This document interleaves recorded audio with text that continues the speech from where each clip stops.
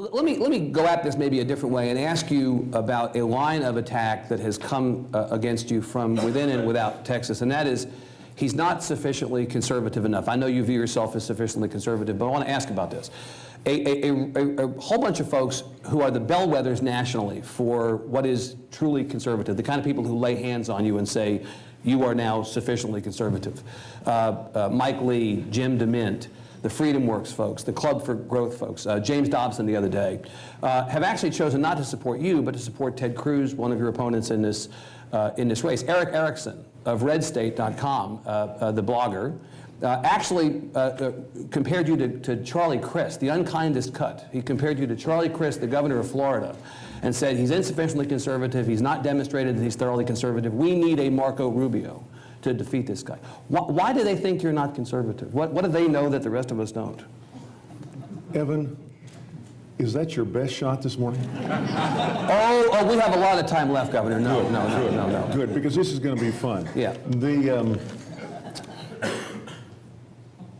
You know, some of my opponents may concentrate on Washington. They've lived in Washington. They want to go back to Washington. I want to represent the people of Texas. And so I'm interested in what the people of Texas think. I'm not conservative enough, some say. They don't know me. When they get to know me, they'll know that I am. Anybody that comes in to state government, well, anyone that's been a lifelong businessman who's had to balance budget after budget, make the tough decisions, who's had to fight and claw to build a business from scratch, who comes into the land office the first day as land commissioner, lays off, and I have to go back and check, over 10%, close to 15% of the workforce. Several weeks later, cuts our budget over 20% at the land office, turns money back at the end of each of 2 biennium, comes into the legislature in January of 2003 when we had a $10 billion alleged shortfall. People were calling, even some Republicans, for a personal state income tax. Said over my dead cold political body will ever have a personal state income tax. Cut spending in 2003, working with our final members of the Senate and the House.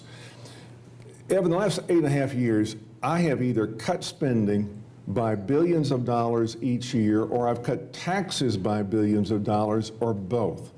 When you take a look at our budget growth over the last 8 to 9 years, and you factor in our population plus our inflation, and particularly if you take out the $7.1 billion that the state absorbed, see, that's not actually an increase in spending. When we picked up, when we cut local school property taxes by 1/3, we picked up on our balance sheet $7.1 billion worth of spending. We assumed that for businesses, for homeowners. You factor all that in, the budget's been reduced some 10 to 11%. We went back and calculated that I've been involved in passing legislation 51 times, cutting taxes in the state of Texas by more than $14 billion. Now, if that's not conservative, I don't know what is.